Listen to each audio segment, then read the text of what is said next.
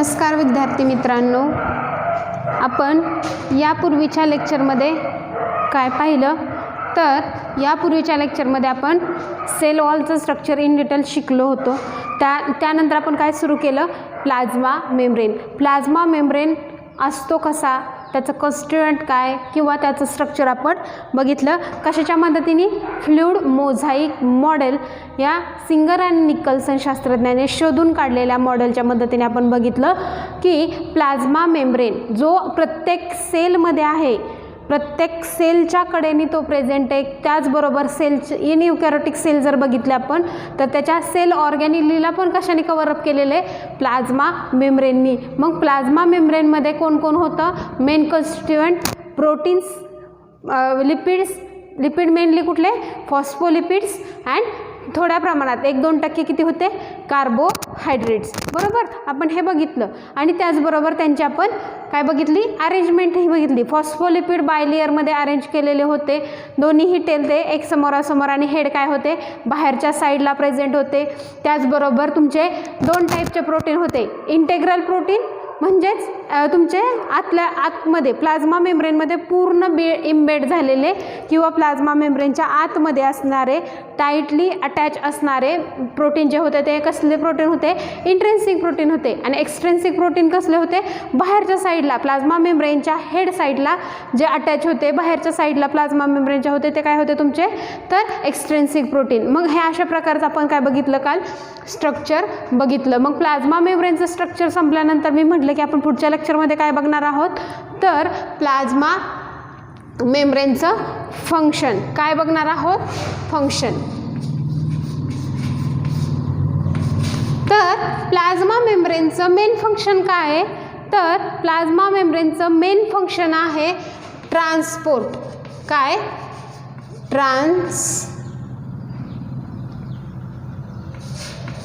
Transport the molecule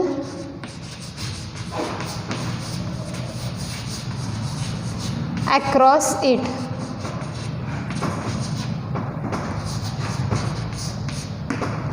काय, transport the molecules across it हे plasma मेम्ब्रेनचं main function आहे। ह्याच्या आधीही मी सांगितलेलं की प्लाझ्मा मेम्ब्रेन हा फक्त सेलला शेप साईज देत नाही किंवा स्ट्रेंथ देत नाही, तर एका सेलमधून दुसऱ्या सेलमध्ये काही कॉन्स्टिट्यूएंट त्यांना ह्या सेलमधून ह्या सेलमध्ये पाठवायचे असतील तर मी काय म्हटलेलं, त्यांना कोणातून जावं लागणार आहे, त्या सेलच्या प्लाझ्मा मेम्ब्रेनमधून जावं लागणार आहे।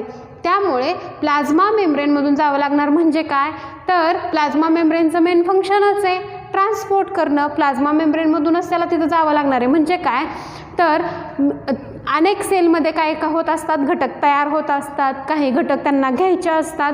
मग ते कशा थ्रू जाणार आहेत, तर प्रत्येक सेलला कोणी कव्हरअप केलेले, प्लाझ्मा मेम्ब्रेननी। मग त्या प्लाझ्मा मेम्ब्रेनमधून काय होणार आहे की ह्या सेलला काहीतरी घ्यायचं आहे आतमध्ये आणि ह्या सेलला काहीतरी तयार झालेलं बाहेर सोडायचं आहे। तर ह्यांना कुठून जायचं आहे, ह्या प्लाझ्मा मेम्ब्रेनमधून जायचं आहे। ह्या प्लाझ्मा मेम्ब्रेनमधून जायचं आहे म्हणजे काय, ट्रान्सपोर्ट करायचं आहे। इकडचे मॉलिक्यूल इकडं ट्रान्सपोर्ट करायचेत, इकडचे मॉलिक्युल्स इकडं ट्रान्सपोर्ट करायचेत। म्हणजे ह्याचा अर्थ काय झाला, मेन फंक्शनच काय आहे प्लाझ्मा मेम्ब्रेनचं, ट्रान्सपोर्ट। पण फंक्शन बघण्याआधी आपल्याला एक प्लाझ्मा मेम्ब्रेनची महत्त्वाची प्रॉपर्टी बघायची आहे जी आपल्याला माहीत असणं गरजेचं आहे। का, कधी, तर आता इथं शब्द आला आपला ट्रान्सपोर्टचा, म्हणजे काय, तर त्यांना ह्या प्लाझ्मा मेम्ब्रेनमधून ट्रान्सपोर्ट करावं लागतंय।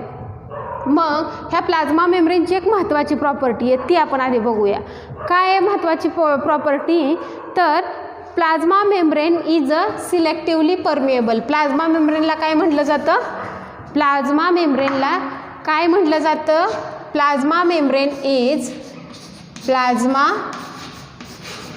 मेम्ब्रेन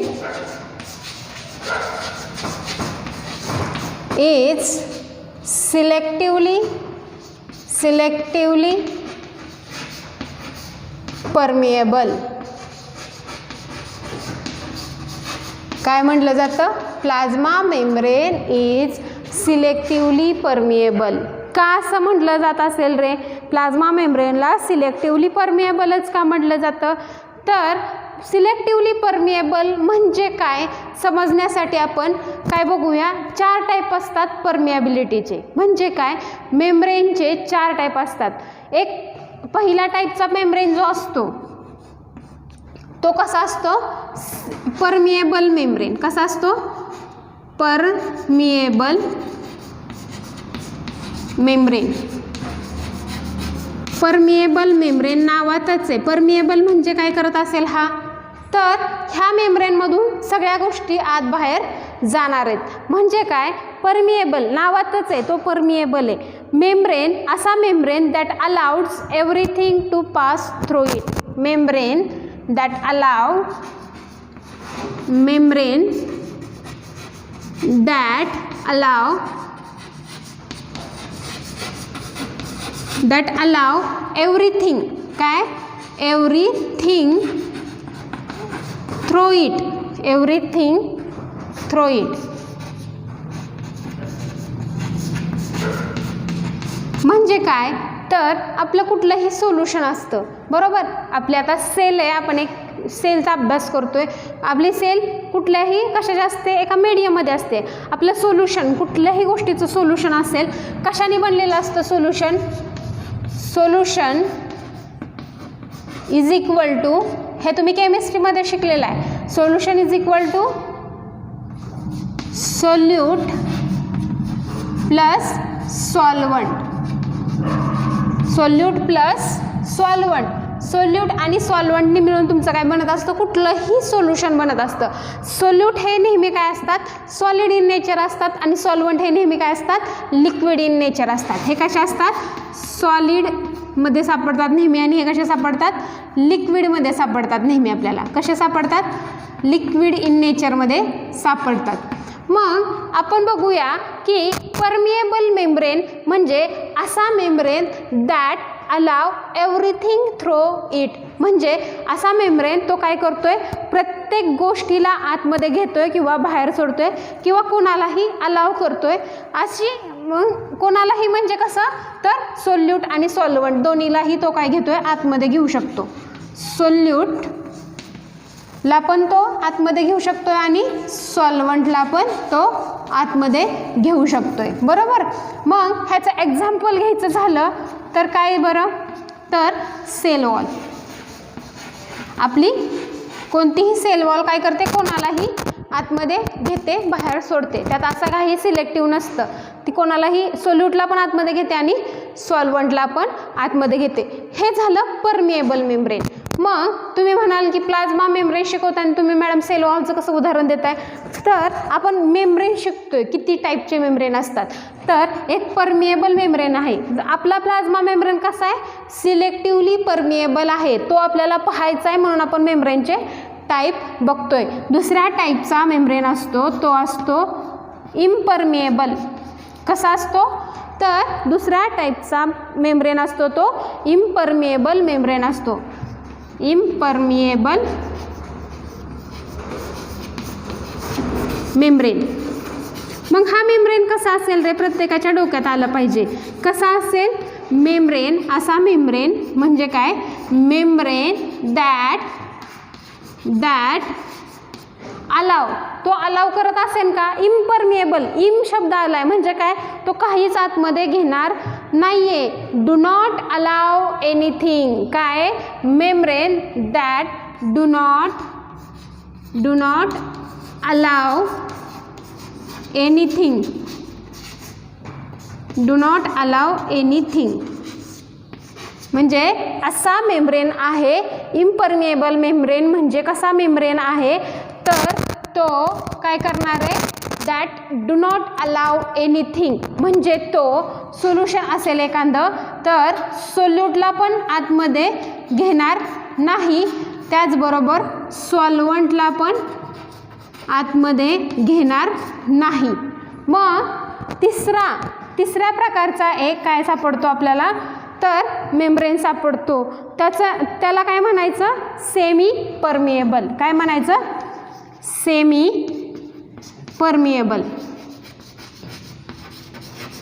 मग आता ह्याच्या नावातच आहे, सेमी म्हणजे सगळ्यांना माहीत आहे अर्धा म्हणजे काय, हा कोणाला तरी आतमध्ये घेणार आहे. मग कोणाला आतमध्ये घेणार आहे किंवा बाहेर सोडणार आहे किंवा कोणाला अलाउड करणार आहे, तर semi permeable membrane only solvent molecules, only solvent molecules across it. म्हणजे फक्त सॉल्वंट मॉलिक्यूल, म्हणजे जसं की मी आत्ता म्हणलेलं सॉल्वंट हे नेहमी कशा असतात, लिक्विड असतात. सॉल्वंट मॉलिक्यूललाच ते आत घेतात किंवा बाहेर सोडतात. असा मेम्ब्रेन म्हणजे कसा, तर सेमी परमिएबल मेम्ब्रेन. ते सोल्यूटला अलाउड करत नाहीत. तर ह्याचं एक्झाम्पल काय आहे, एग मेम्ब्रेन. ह्याचं एक्झाम्पल लक्षात घ्यायचं तर काय आहे, एग मेम्ब्रेन म्हणजे आपल्या अंड्याचं कुठल्याही मेम्ब्रेन जे असतं ते काय करतं, फक्त वॉटर मॉलिक्यूल म्हणजे सॉल्वंट मॉलिक्यूललाच अलाव करतं किंवा अक्रॉस इट किंवा पास थ्रू इट असं म्हणा, पास थ्रू इट. तर हे झाले 3 टाईपचे. आणि चौथा टाईप आपण बघूया. त्याआधी इम्परमिएबलचं एक्झाम्पल म्हणजे काय, तर इम्परमिएबलचं एक एक्झाम्पल आहे ते काय, तर क्युटिनाइज्ड सेल वॉल वगैरे. मी काय म्हणलेलं, क्युटिननी बनलेली असते सेल वॉल काहींची, cutinized cell wall, cutinized cell wall. Cutinized cell wall जी आहे ती काय करते, कोणालाच आतमध्ये घेत नाही. क्युटिन हा कशाने बनलेला असतो, वॅक्स सबस्टन्सनी बनलेला असतो. त्यामुळे त्याच्यात आतमध्ये बाहेर जाण्याचा काही प्रश्नच येत नाही. त्यामुळे इम्परमिएबलमध्ये कोणीही आतमध्ये येऊ शकत नाही. मग त्याचं एक्झाम्पल कुठलं, तर क्युटिनाइज्ड. तुम्हाला समजण्यासाठी फक्त मी एक्झाम्पल देते. तर चौथ्या प्रकारचा जो मेम्ब्रेन आहे तो काय, कुठला, आपला selectively permeable, selectively permeable membrane.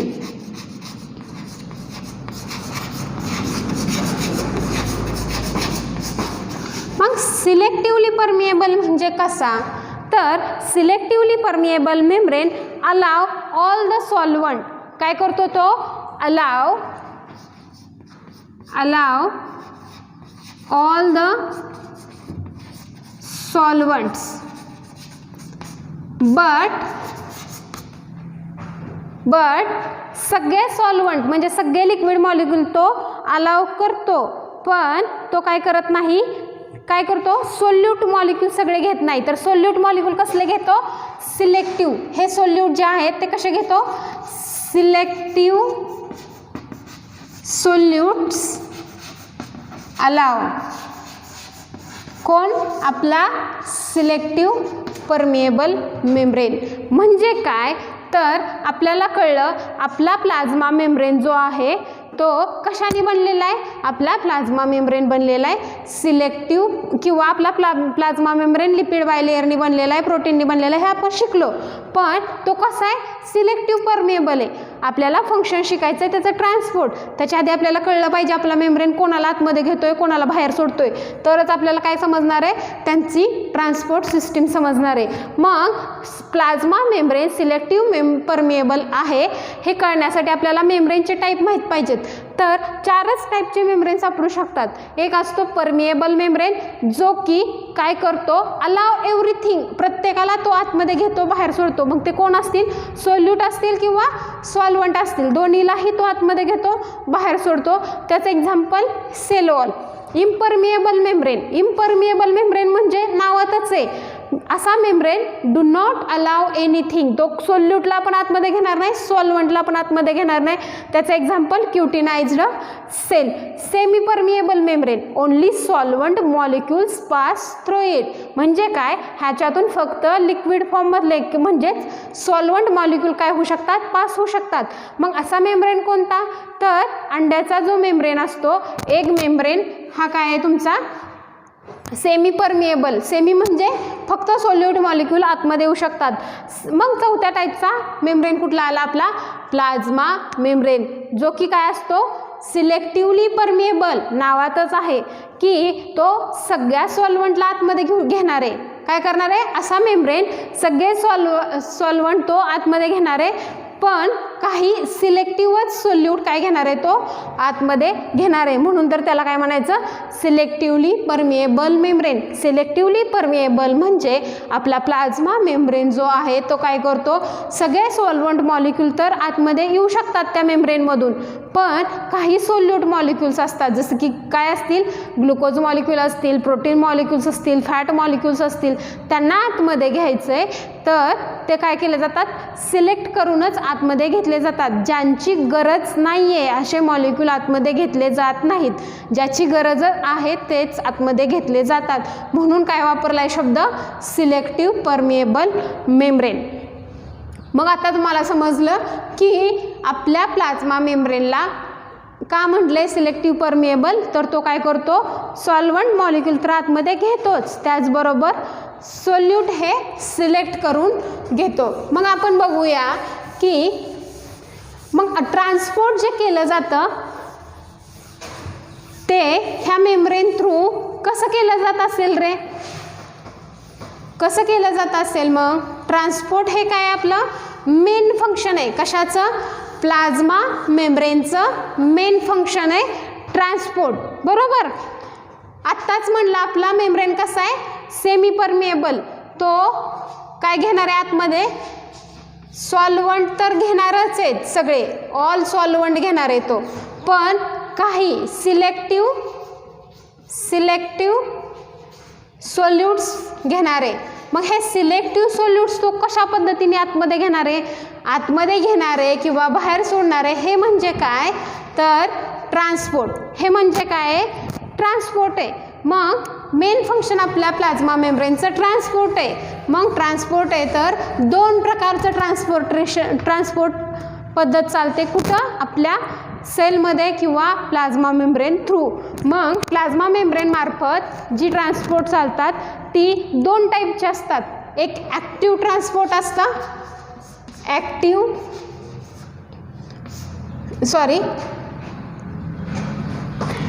Passive transport and active transport, अशा दोन टाईपचे ट्रान्सपोर्ट चालतात आपल्या सेलमध्ये किंवा प्लाझ्मा मेम्ब्रेनमध्ये. Passive transport and active transport.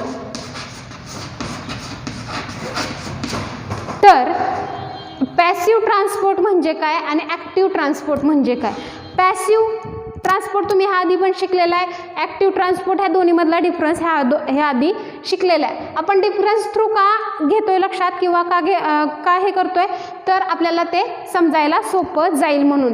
का शिकतोय आपण ट्रान्सपोर्ट, तर आपल्या प्लाझ्मा मेम्ब्रेनचं मेन फंक्शनच आहे transport the molecules across it. मग दोन टाईपचे ट्रान्सपोर्ट चालतात आपल्या प्लाझ्मा मेम्ब्रेन थ्रू, त्यातलं पॅसिव्ह ट्रान्सपोर्ट. जे पॅसिव्ह ट्रान्सपोर्ट आहे हे कसं असतं रे, पॅसिव्ह नावातच आहे, त्याच्या इझिली होणार आहे, सहज होणार आहे, म्हणजे कुठली एनर्जी लागणार आहे का तिथं त्यांना घडून आणायला, नाही. म्हणून पहिला पॉईंट काय आला, नॉट रिक्वायर्ड. मॉलिक्यूल जर तुम्हाला मॉलिक्यूलची जर मुवमेंट घडून आणायची तिथे, तर काय होणार आहे, विदाउट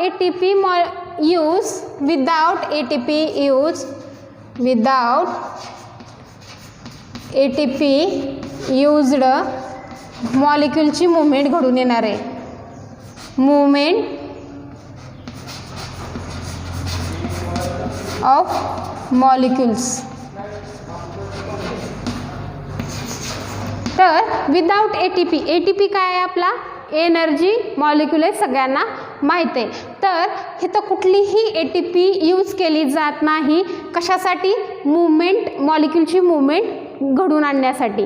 म्हणजे काय, ट्रान्सपोर्ट म्हणजे काय, पाठवणं, मग मुवमेंट घडून आणायला पाहिजे ना मॉलिक्यूलची, तर पॅसिव्ह ट्रान्सपोर्ट तर केलं जाणार त्यांचं एका सेलमधून दुसऱ्या सेलमध्ये किंवा ह्या प्लाझ्मामधून दुसऱ्या प्लाझ्मा हा प्लाझ्मा आहे इकडच्या मीडियममधून इकडच्या मीडियममध्ये काय केलं जाणार आहे, ट्रान्सपोर्ट तर केलं जाणार आहे. मग मुवमेंट तर घडून आणली जाणार आहे, पण कुठलीही ATP यूज केली जाणार नाही. तसं ॲक्टिव्हमध्ये काय केलं जाणार आहे, ATP used for movement of molecules across membrane, across the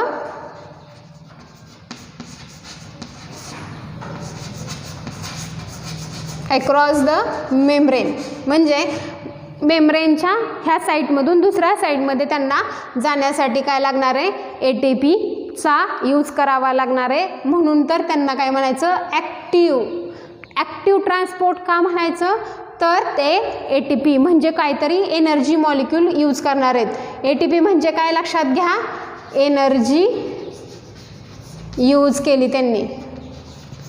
काय यूज केली, एनर्जी यूज केली. म्हणजे पॅसिव्ह ट्रान्सपोर्ट आणि ॲक्टिव्ह ट्रान्सपोर्टमधला एक फरक समजला आपल्याला की पॅसिव्ह ट्रान्सपोर्टमध्ये कुठलीही एनर्जी यूज केली जाणार नाही आणि ॲक्टिव्ह ट्रान्सपोर्टमध्ये काय केले जाणार आहे, एनर्जी यूज केली जाणार आहे. पॅसिव्ह ट्रान्सपोर्ट हे कसं चालणार आहे, स्लोली चालणार आहे, स्लोवर चालणार आहे. कसं चालणार आहे, स्लोवर. आणि ते एनर्जी यूज केली जाणार आहे म्हणजे ऑब्वियसली हे काय चालणार आहे, प्रोसेस फास्टर. ही कशी चालणार आहे, ॲक्टिव्ह ट्रान्सपोर्ट हे फास्टर असणार आहे. त्याचबरोबर movement of substances is according to the concentration gradient. म्हणजे काय, तर पॅसिव्ह ट्रान्सपोर्ट हे कशाच्या बेसिसवर चालणार आहे, किंवा movement पॅसिव्हमधली सबस्टन्सची movement of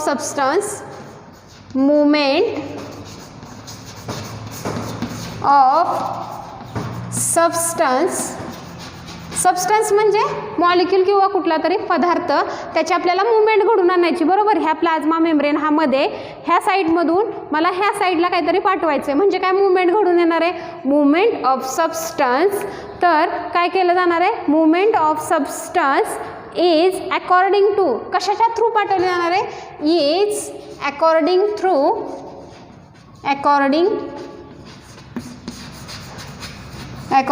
through concentration gradient.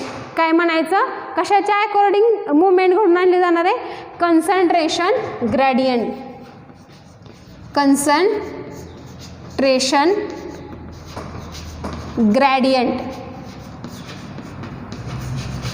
Concentration gradient म्हणजे काय, ह्या शब्दाचा अर्थ काय, तर समजा हे दोन, हा प्लाझ्मा मेम्ब्रेन आहे, ही साईड एक सेलची आहे, इनसाइड आहे आणि ही आउटसाइड आहे. ही एक सेल आहे, सेलची ही आतली साईड आहे आणि ही बाहेरची साईड आहे. तर बाहेरच्या साईडला काय आहेत, 5 मॉलिक्यूल आहेत. काय आहेत, 5 सबस्टन्स आहेत किंवा 5 एक मॉलिक्यूल आहेत. आणि ह्या आतल्या साईडला काय आहेत, इथं एकच मॉलिक्यूल आहे. बरोबर, इथं काय आहे, तर समजा इथं 3 मॉलिक्यूल आहेत. तर हे काय झालं, कन्सन्ट्रेशन ग्रॅडियंट. कन्सन्ट्रेशन कुठं झालं, हाय, तर इथं 4 मॉलिक्यूल आहे म्हणजे हे काय झालं, हाय कन्सन्ट्रेशन झालं. आणि हे कसं झालं, लो कन्सन्ट्रेशन झालं. म्हणजे काय, कमी त्यांची काय आहे, संख्या आहे आणि इकडे जास्त संख्या, म्हणून हाय कन्सन्ट्रेशन ग्रॅडियंट म्हणायचं, ह्याला लो कन्सन्ट्रेशन ग्रॅडियंट. मग पॅसिव्हमध्ये काय होतंय, तर कन्सन्ट्रेशन ग्रॅडियंटच्या थ्रू काय केली जाते, मुवमेंट. मग कशी होतीये, higher concentration to lower concentration. म्हणजे जिकडे जास्त मॉलिक्यूल आहेत तिथून इकडे काय होत आहेत, मॉलिक्यूल ट्रान्सफर होत आहेत. मग किती मॉलिक्यूल ट्रान्सफर होणार आहे, एकच मॉलिक्यूल इथला ट्रान्सफर होणार आहे. दोन्हीकडे काय काय होणार आहेत, 4 मॉलिक्यूल राहणार आहेत. म्हणजे दोन्हीकडे समान झाल्यावर ते तिथं काय होणार आहे, स्टॉप होणार आहे. म्हणजे काय, हायर कन्सन्ट्रेशन ग्रॅडियंटकडून लोअर कन्सन्ट्रेशन ग्रॅडियंटकडे काय होणार आहे, तुमच्या सबस्टन्सची मुवमेंट होणार आहे. कुठे, पॅसिव्ह ट्रान्सपोर्टमध्ये. हेच आपण जर ॲक्टिव्ह ट्रान्सपोर्टमध्ये बघितलं तर ॲक्टिव्ह ट्रान्सपोर्टमध्ये कशी मुवमेंट होणार आहे, तर movement can be against concentration gradient. movement can be against, कशी अगेन्स्ट म्हणले, अगेन्स्ट म्हणजे विरुद्ध, against concentration, against concentration gradient. Concentration ग्रॅडियंटच्या अगेन्स्ट होणारे म्हणजे काय, लोअर कन्सन्ट्रेशनकडून हायर कन्सन्ट्रेशनकडे पण काय होऊ शकते ह्यांची, तर मुवमेंट होऊ शकते. म्हणजे काय, तर समजा आता इथं 6 मॉलिक्यूल आहेत पण तरी इकडे 4 आहेत, तरी काय होऊ शकतं, लोअरकडून हायरकडे पण काय होऊ शकते, यांची मुवमेंट होऊ शकते. कुठे, ॲक्टिव्ह ट्रान्सपोर्ट मार्फत. ॲक्टिव्ह ट्रान्सपोर्ट जर होत असेल तर ही सेल आहे, सेलच्या आतमधल्या साईडला कमी मॉलिक्यूल असले किंवा सेलच्या बाहेरच्या साईडला जास्त असले तरीही कमीकडून हायकडे कधी कधी काय होऊ शकते, मूवमेंट होऊ शकते. कारण सेलला त्या गोष्टी नको असतील म्हणून त्या काय पाठवणार, बाहेरच्या साईडला पाठवणार आहेत. मग जसं की पॅसिव्हमध्ये आपण बघितलं की मूवमेंट, सबस्टन्सची मूवमेंट ही कन्सन्ट्रेशन ग्रॅडियंटच्या अकॉर्डिंगच चालते. म्हणजे हायर करून लोअरकडे जोपर्यंत समान होत नाही दोन्ही साईडला तोपर्यंत मूवमेंट होते. पण तसं ॲक्टिव्हमध्ये होत नाही. Movement can be against concentration gradient. ॲक्टिव्हमध्ये काय केलं जातं आहे, एनर्जी यूज करून लोअर कन्सन्ट्रेशनकडून हायर कन्सन्ट्रेशनकडे पण काय केली जाते, मूवमेंट घडवून आणली जाते. तर मग आपण पॅसिव्ह ट्रान्सपोर्टमध्ये 3 एक्झाम्पल येतात. पॅसिव्ह ट्रान्सपोर्टमध्ये 3 एक्झाम्पल येतात. कोणकोणते, osmosis, diffusion, osmosis, diffusion and तिसरं काय, फॅसिलेटेड डिफ्युजन. फॅसिलेटेड डिफ्युजन हे काय आहेत, पॅसिव्ह ट्रान्सपोर्टचे 3 टाईप आहेत. म्हणजे पॅसिव्ह ट्रान्सपोर्ट म्हणजे काय, ऑस्मोसिस, डिफ्युजन असेल, फॅसिलेटेड डिफ्युजन असेल. तसं ॲक्टिव्ह ट्रान्सपोर्टचं एक्झाम्पल काय, ॲक्टिव्ह ट्रान्सपोर्टचं एक्झाम्पल सोडियम पोटॅशियम पंप किंवा नुसता सोडियम पंप असेल किंवा पोटॅशियम पंप असेल किंवा कॅल्शियम पंप असेल. हे सगळे पंप काय आहेत, तर प्लाझ्मा मेम्ब्रेनवरचे प्रोटीन असतात, ते काय करून आणतात, ॲक्टिव्हली ट्रान्सपोर्ट घडवून आणतात. तर मग हे कॅल्शियम पंप असेल किंवा एक्झोसायटोसिस किंवा एंडोसायटोसिस, एंडोसायटोसिस किंवा एक्झोसायटोसिस हे पण कशात येतात, ॲक्टिव्ह ट्रान्सपोर्टमध्ये येतात. एक्झोसायटोसिस अँड एंडोसायटोसिस.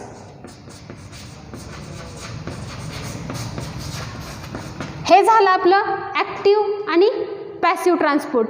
म्हणजे मॉलिक्यूलला जर आपल्याला काय करायचं आहे, ट्रान्सपोर्ट करायचं आहे, पॅसिव्हली जर ट्रान्सपोर्ट करायचं असेल तर तिथं कोणतीही ATP यूज होणार नाही.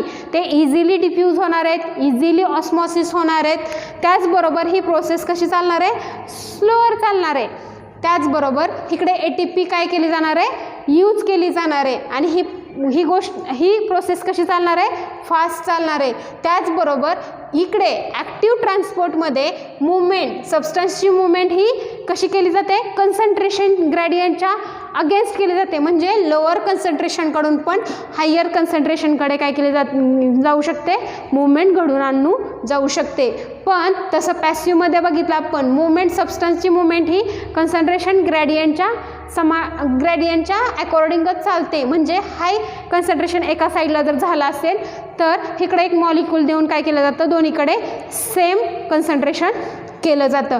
मग एक्झाम्पल काय आहे, ऑस्मोसिस, डिफ्युजन, फॅसिलेटेड डिफ्युजन. ह्याचं example sodium potassium pump, sodium pump, potassium pump, calcium pump. Exocytosis आणि एंडोसायटोसिस ह्या 2 प्रोसेस आहेत. ह्या आपण कशात येतात, ॲक्टिव्ह ट्रान्सपोर्टमध्ये येतात. तर मग हे ॲक्टिव्ह ट्रान्सपोर्ट, पॅसिव्ह ट्रान्सपोर्ट हे काय आहे, तर प्लाझ्मा मेम्ब्रेन थ्रू चालणारे दोन प्रकारचे तुमचे काय आहेत ट्रान्सपोर्ट सिस्टम आहेत. मग पॅसिवली पण ट्रान्सपोर्ट करू शकता तुम्ही मॉलिक्यूल आणि ॲक्टिवली पण ट्रान्सपोर्ट करू शकता. मी हा डिफरन्स का सांगितला तर तुम्हाला ते व्यवस्थित लक्षात यावं म्हणून सांगितला. तर हे झालं मेन फंक्शन आपल्या प्लाझ्मा मेम्ब्रेनचं. काय तर transport the molecule across heat. त्याच्या थ्रू काय केले जातात मॉलिक्यूल्स ट्रान्सपोर्ट केले जातात. मॉलिक्यूल ट्रान्सपोर्ट करण्यासाठी दोन सिस्टम आहेत. पॅसिव्ह ट्रान्सपोर्ट एक सिस्टम आहे, ॲक्टिव्ह ट्रान्सपोर्ट एक सिस्टम आहे. पॅसिव्ह ट्रान्सपोर्टमध्ये एनर्जी वापरून मॉलिक्यूलची काय केली जाते मूवमेंट घडवून आणली जाते. ॲक्टिव्ह ट्रान्सपोर्टमध्ये ATP यूज करून मॉलिक्यूलची मूवमेंट घडवून आणली जाते. इथं कोणतीही ATP वापरण्याची गरज नसते. त्याचबरोबर मूवमेंट जर सबस्टन्सची घडवून आणायची असेल तर कन्सन्ट्रेशन ग्रॅडियंटनी घडवून आणली जाते पॅसिव्ह ट्रान्सपोर्टमध्ये. म्हणजे जसं की हायर कन्सन्ट्रेशनकडून लोअर कन्सन्ट्रेशनकडे ते पाठवून दोन्हीकडे बॅलन्स केला जातो. पण कधी कधी सेलला काय गरज असते जास्त सबस्टन्सची गरज असेल. समजा एखादी सेल आपली जास्त काम करते, तिला पटपट काय पाहिजे ग्लुकोज पाहिजे. आपल्या बॉडीमध्ये काय आहे तर ग्लुकोज कमी आहे आणि बाहेर पण कमी आहे, इकडे जास्त आहे इकडं कमी आहे. तरी पण ती सेल काय करते लोअरकडून हायरकडे पण काय मागवून घेते मॉलिक्यूल्स मागवून घेते. कुठली प्रोसेस वापरून ॲक्टिव्ह ट्रान्सपोर्ट. तर आपण बघूया या पुढच्या लेक्चरमध्ये. आपलं आता काय सेलचं दोन स्ट्रक्चर संपले, सेल वॉल आणि प्लाझ्मा मेम्ब्रेन. आता आपण पुढच्या लेक्चरमध्ये काय बघूया तर सेल आपण काय काय शिकलो तर ही सेल आहे, ही सेल वॉल आहे, हा प्लाझ्मा मेम्ब्रेन आहे, ही सेल वॉल आहे आणि आता आतमध्ये काय असतो मॅट्रिक्स म्हणजेच काय तर सायटोप्लाझम. मग आपण पुढच्या लेक्चरमध्ये काय शिकूया सायटोप्लाझम. हे लेक्चर व्यवस्थित ऐकल्याबद्दल आणि नोट डाऊन करून घ्या व्यवस्थित. काही शंका असेल तर व्हॉट्सअपला विचारा. धन्यवाद.